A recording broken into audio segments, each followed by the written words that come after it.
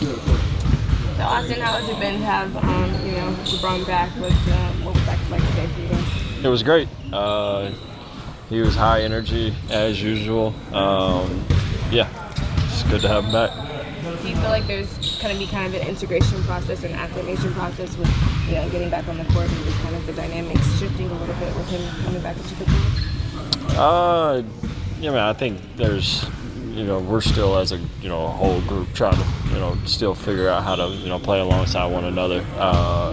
Got some reps at it last year, but like I said, still a whole new team. So I would assume that, it's going to take, a little bit to, get fully used to. But once again, like I said, after the Milwaukee game, he's a student of the game. I'm sure he's been dissecting the game and whatever theory that he has to figure out a way to come back and make it seamless. What's the communication been like between you and him since this kind of happened over training camp and he hasn't been able to be on the court? We talk a lot about golf now. Not much basketball, a lot about golf. I told him the greatest thing that's happened in the past year is every room I go into now there's golf playing. Last year that didn't happen, so we definitely get our fair share of PGA Tour, LPGA golf talks. He does obviously many things to affect winning on the basketball court. What do you think this group has missed in particular from him thus far? I mean, I don't know if there's a specific thing, just presence. He's, in my opinion, the greatest player to ever touch basketball, and I guarantee you if you ask, basically our whole team, a lot of the young guys would say, he's their favorite player ever. So just presence, his ability to lift up a team, obviously his IQ. So, yeah, it's good to have him back. DeAndre, I feel like you're the first one that started the pocket pass presence with him, and then now it's trickled down to everybody. What have you seen from him, and what are some things that you've liked about him these last few games too as well? Oh, he's been great. I think the main thing is just communication.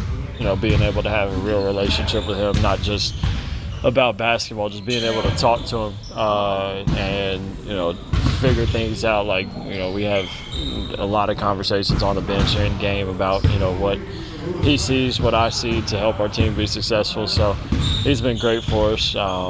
Energy's been great. Yeah, he's fucking excited. And then kind of going back to Bron, I remember every year you talk about how. I'm sorry. She's gonna hit you again. She's gonna hit you again. It's abuse. I'm sorry. I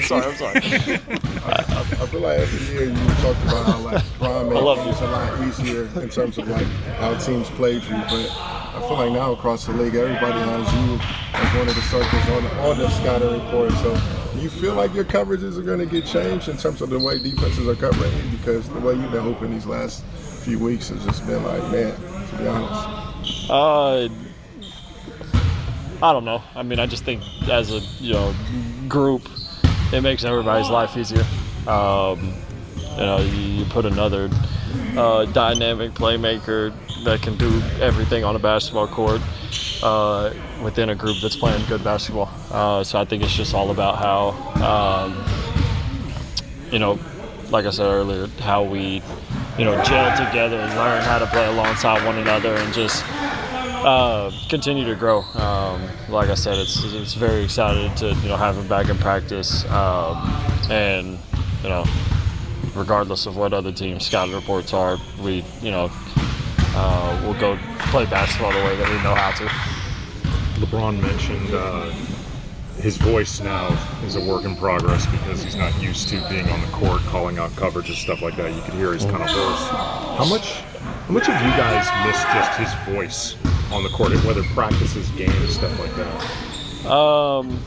A lot. Like I said, he has the ability to lift the room. Every time he walks in the room, he's smiling, joking, acts like he's a 16-year-old kid every day, which is awesome. It's very impressive because he's been doing this for so long that it could get repetitive, but he knows how to make every day what it is. And like I said, he has the opportunity to lift everybody's day. You know, all these guys grew up, you know, loving him. So it's good to get his voice back in the room, and obviously the IQ speaks for itself as well. Austin, one way that teams have tried to stop you has been trapping and blitzing recently. Adding LeBron into that as either like the short role playmaker or as a cutter or a finisher, how does that just kind of elevate what you guys are doing with your 4-on-3, 3-on-2 situations? It just gives us another, he's the greatest player to ever touch a basketball. So he's going to do what he does in situations to where I think everybody blitzes Luka now.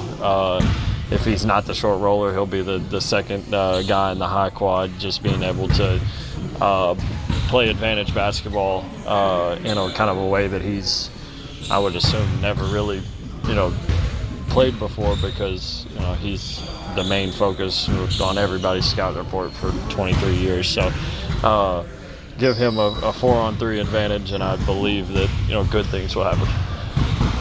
Thanks, Austin. Appreciate y'all. Thank you.